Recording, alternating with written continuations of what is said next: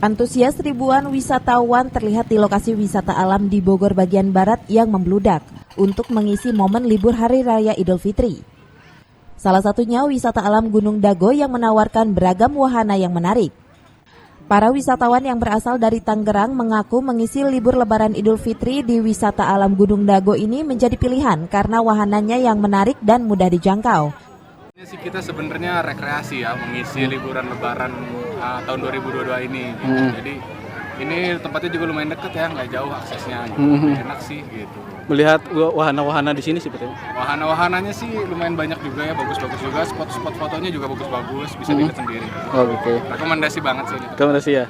Untuk harga masuk gimana, Mas? Harga masuk tadi kita per orang 25.000. Oh. Itu parkir udah ada sama parkir ya, jadi nggak ada parkir liar lagi. Oke. Enak banget sih. Karena di sini banyak spot foto yang bagus juga buat foto-foto, jadi kayak bagus aja gitu kalau buat foto-foto berdua dan sendiri. Terus yang paling favorit apa? Wahana-wahana apa yang tadi?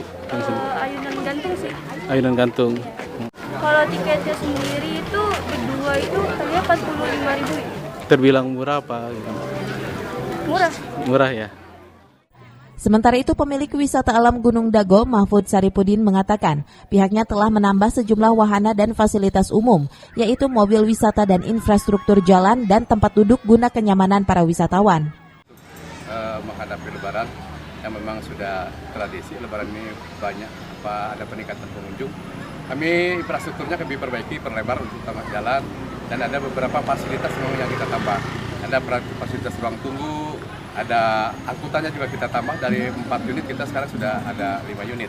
Juga kita persiapan untuk wahana-wahana, kita semuanya sudah persiapan dari awal-awal untuk supaya safety di acara Hari Raya ini. Main di tempat wahana di Gunung Dago sendiri. Wahana yang masih digandrungi oleh mereka memang yang pertama terkenal dengan view-nya ya Gunung Dago ini. Nah yang kedua masih tetap permainan-permainan atau tempat-tempat mereka selfie yang masih digandrungi mereka juga, dan wahana-wahana yang sifatnya menantang kayak plengpok, ayunan langit gitu.